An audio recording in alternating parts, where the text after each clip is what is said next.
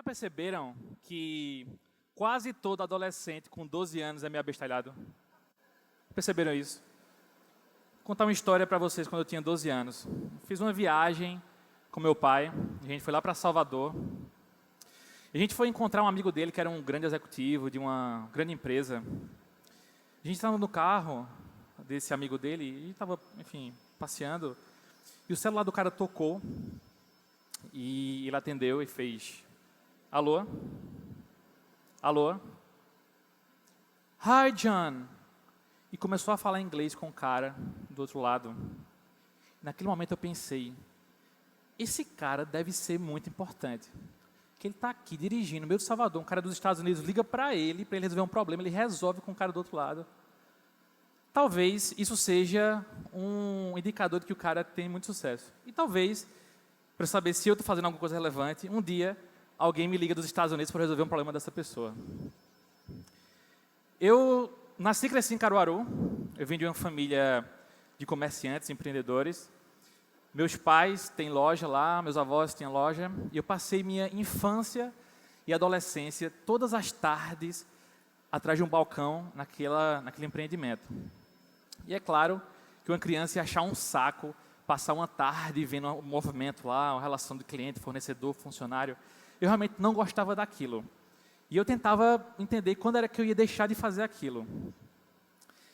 E eu descobri que tinha um funcionário na loja que ele também odiava aquela história. Eu cheguei para ele e falei, bora apostar quem sai daqui primeiro. Daí a gente fez essa aposta. A minha perspectiva de saída seria quando eu fizesse o vestibular. E a dele seria ele ganhar, sabe esses sorteios que tem todo final de semana, que dão uma casa, um carro? Pronto, ele comprava todo final de semana essa cartela. Daí um dia, ele ganhou um carro, e depois pediu demissão e saiu da loja. E eu fiquei pensando, poxa, agora eu preciso acelerar meu plano de saída. E aí no final da adolescência, que a gente tem que escolher o que vai fazer para o vestibular, eu peguei o manual do vestibular e fui ver o que era que mais se distanciava do que eu fazia todos os dias naquele balcão. Daí eu achei a biomedicina. Eu não tinha parente que era biomédico, eu não tinha amigo que era biomédico, eu nem sabia o que era que fazia. Entrei no curso e é óbvio, comecei a odiar anatomia, fisiologia, bioquímica, aquilo tudo era um saco para mim. Minhas notas eram péssimas, horríveis. E eu comecei a pensar que se eu continuasse daquele jeito, eu ia virar um profissional frustrado. E me dei um ultimato. Quando foi mais ou menos na metade do curso, eu pensei, eu preciso decidir se eu vou continuar essa história ou se eu vou parar e voltar lá para o balcão da loja. Daí, exatamente no 5º período, eu comecei a cursar uma disciplina que me colocou em contato com um universo que eu ainda não tinha tido experiência. Eu vim de uma família de classe média e eu nunca tinha parado para pensar a influência que os determinantes sociais têm na ocorrência das doenças. Como a vulnerabilidade social, como a pobreza está relacionada diretamente na ocorrência dessas doenças, em adoecimentos e em mortes. E a partir daquele momento, eu peguei para mim um propósito de direcionar todo o conhecimento que eu estava tendo ali para resolver problemas dessas pessoas. Acabei a faculdade dedicado e certo de ser um pesquisador. Daí eu me mudei para Recife para fazer a residência. Eu entrei num grupo de pesquisas que juntava mais um outro universo que eu ainda não tinha tido experiência, das tecnologias. E lembrem, estou falando de 2010. 2010 não era tão comum as pessoas terem smartphones. E a gente entrou nesse grupo de pesquisas que fazia exatamente esse casamento. Smartphones como instrumentos de saúde pública.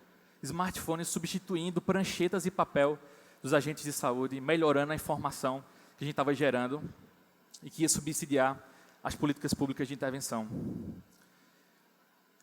O coordenador do grupo de pesquisas, que era um cara da área de computação, trabalhava muito junto, começou a trabalhar comigo em alguns projetos específicos e as pessoas começaram a nos perguntar quanto custava para a gente entregar uma coisa dessa para elas. E daí a gente começou a avaliar se não seria melhor a gente ressignificar o empreendedorismo e decidir empreender. E foi o que a gente fez. Eu e esse coordenador, a gente fundou uma empresa que fazia exatamente esse tipo de de trabalho, juntar tecnologia e saúde pública. A gente fez uma plataforma que foi utilizada durante a Copa do Mundo para controlar epidemias. E lá, a gente acabou ganhando o mundo, viajei para vários lugares do mundo para falar de quão exitosa foi essa plataforma. E quando acabou esse projeto, eu voltei para Caruaru, fui passar uns dias lá com a minha família. E eu também sou baterista, então eu estava tocando, ensaiando com a minha banda. E daí eu vejo que meu telefone começa a tocar. E era um número estranho. E na hora eu lembrei a história de Salvador e pensei, imagina se é uma pessoa dos Estados Unidos me ligando. Daí quando eu atendi eu fiz, alô? Alô? Hi, Jen. E era uma pessoa dos Estados Unidos me ligando. E daí ela falou, você pode falar agora? Eu disse, claro, eu estava ensaiando com a minha banda. Eu disse, claro, posso falar. Ela disse, tem alguém perto de você? Eu, tenho. Ela falou, então vai para um cantinho, que o que eu tenho para te falar é confidencial. Aí eu me achei importante. Eu disse, não basta ser dos Estados Unidos, tem que ser confidencial. E daí ela me disse que um grupo estava selecionando algumas empresas para mostrar as experiências para combater um problema de saúde pública que eles estavam vivendo, mas que ela não podia dar muitos detalhes naquele momento. Daí ela perguntou se eu podia ir para os Estados Unidos na semana seguinte e ia participar dessa reunião pequena com esse pessoal. Eu disse, tudo bem, vamos lá. Daí, fui para São Francisco. Quando eu cheguei lá, estava tendo um evento que para a cidade inteira. Né, toma todos os hotéis de São Francisco, um evento de inovação. E achando aquilo legal, né, e pensando, amanhã eu tenho minha reunião, depois que eu sair da reunião, vou fazer um pouco de turismo por aqui. Me chamaram para almoçar. Lá durante o almoço, eu conhecia quase todas as pessoas que estavam lá, umas 8 pessoas. Tinha conhecido em eventos anteriores, mas tinha um cara que eu não fazia noção de quem era. E esse cara sentou do meu lado, era um francês, e ele passou o almoço inteiro enchendo o meu saco para saber o que eu tinha feito na Copa do Mundo. Para saber o que eu tinha feito para controlar epidemias durante a Copa do Mundo. E eu fiquei... Sabe aquele cara que passa o limite do bom senso nas perguntas, parece estar fiscalizando você? Pronto, era esse tipo de perfil. Bom, almoçamos e caminhamos para o local do evento. E daí a gente começa a entrar num desses hotéis que estava tendo esse grande evento. E eu já comecei a ficar preocupado porque eu pensei, não era uma reunião pequena? O que a gente está fazendo aqui nesse evento maior? Daí a gente entra na sala. A sala cabia umas 40 pessoas. Já comecei a ficar nervoso, porque eu achei que era uma reunião para 8. E eu sentei, eu estava mais ou menos vestido assim. Começaram a entrar pessoas de terno e gravata. E eu fiquei com a dúvida se eu voltava para o hotel para botar meu blazer.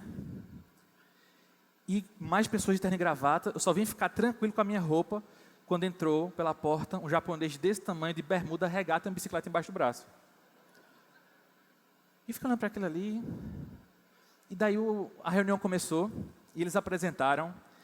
E naquela reunião eles tinham selecionado 8 empresas ao redor do mundo que combatiam epidemias, para poder trazer uma possibilidade de monitoramento dos americanos que estavam retornando do oeste da África e tentar identificar de maneira antecipada surtos de ebola.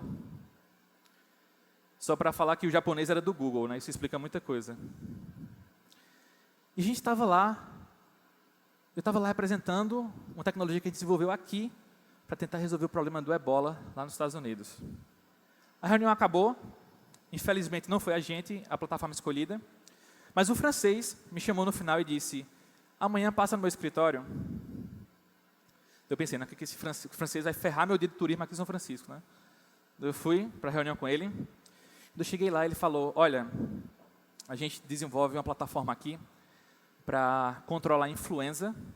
E a gente viu o que vocês fizeram na Copa do Mundo. E a gente quer a tecnologia de vocês rodando aqui para controlar a influenza nos Estados Unidos.